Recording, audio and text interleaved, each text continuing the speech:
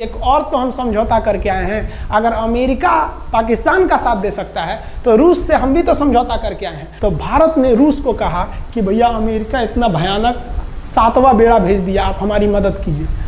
तो रूस ने कहा टेंशन क्या लेते हो। एक और तो हम समझौता करके आए हैं। अगर अमेरिका पाकिस्तान का साथ दे सकता है तो रूस से हम भी तो समझौता करके आए हैं। तो भारत ने रूस को कहा कि भैया अमेरिका इतना भयानक 7वां बेड़ा भेज दिया, आप हमारी मदद कीजिए। तो रूस ने कहा टेंशन क्या लेते हो। देखो हम बोलते हैं रूस ने परमाणु पनडुब्बी भेज दी और रूस ने अपना 40वां बेड़ा भेज दिया। आप देखेंगे ये रूस का 40वां बेड़ा है।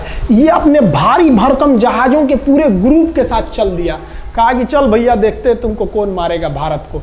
और अमेरिका को सीधा कह दिया कि भैया विक्रांत पर अगर आपने हमला किया तो ये हमला हम रूस पर हमला मान लेंगे। यहाँ पर खड़ा था भारत का विक्रांत और उसकी सपोर्ट में खड़ा था रूस का 40वां बेड़ा।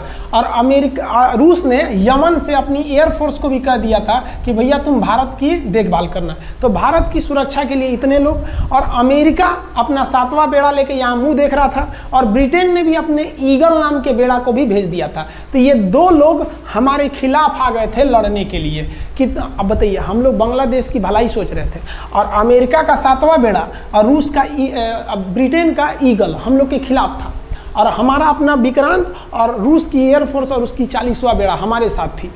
ये पूरी तरह से बाउंड्री बना दिया था 40वां बेड़ा। 40वां बेड़ा का कहना था कि भैया हमारे जहाज पर ऑटोमेटिक मिसाइल लगी है, तुम अगर इधर आओगे तो हम मार देंगे तुमको ऐसे ही।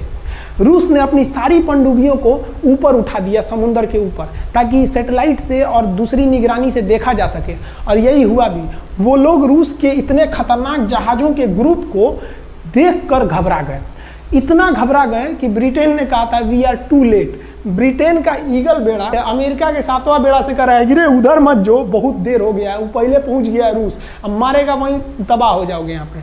तो 7वां बेड़ा ने धमकी दिया कि हमारे जहाज में परमाणु बम लदे हुए हैं। तो 40वां बेड़ा ने रिप्लाई किया था कि हम भी जब चले थे ना तो परमाणु बम लादे के चले थे, और गिनती जब कर रहे थे तो हम भी गिनती किए थे 250 हमारे पास भी परमाणु बम था, लेकिन इतना ज़्यादा था कि सोचे कि कौन गिनेगा, बाद में गिनेंगे, आ जाओ देखते हैं किसके पास कितना है। तो रूस ने हमसे सच्ची दोस्ती निभाई थी, और इधर शेख मुजीबुर रहमान की जो मुक्ति वाहिनी थी वो अपना काम कर रही थी। अब भारत आर पार की लड़ाई में